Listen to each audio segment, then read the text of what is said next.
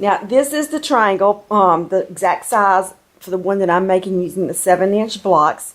And draw out, find a shape that's the same size as the one that you have in your quilt, and then find an oval or a little bit of a stretch circle, whatever it is that you want to use. It doesn't have to be a perfectly round. It can be a little bit stretched. And draw your line. This is the shape that I'm going to make. And then I'm going to start and I'm going to make the feathers.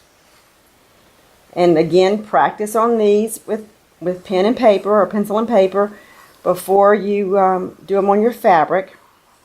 This is another one of those spots where if you aren't comfortable making a big feather right here, you can make just a smaller type feather, and then you can come in here with one of these little curly cues and keep going around like that and just make those feathers. And then you can either stop here and come back, or if you're comfortable making feathers going the other direction, what I do is I just kind of backtrack across this line here with my machine, and then I make my inside feathers and just make those.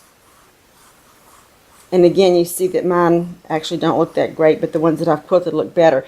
Now you see right here where I started with my oval, instead of starting right there, if you want to start back a little bit, then you won't end up with this extra little piece right here. Do you see what I'm saying? Instead of having the oval come down all the way to there and having your feathers only come to here, when you trace your line, just start about right here and trace around, and then your feathers will come down, and you can even make a center feather there if you need to.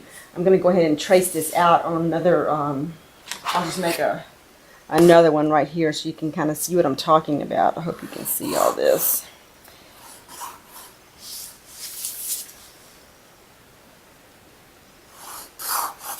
I'm sure that's not exactly the correct size, but instead of starting right here with my circle line, I'm going to start about right here, okay? And then I'm going to make my feathers.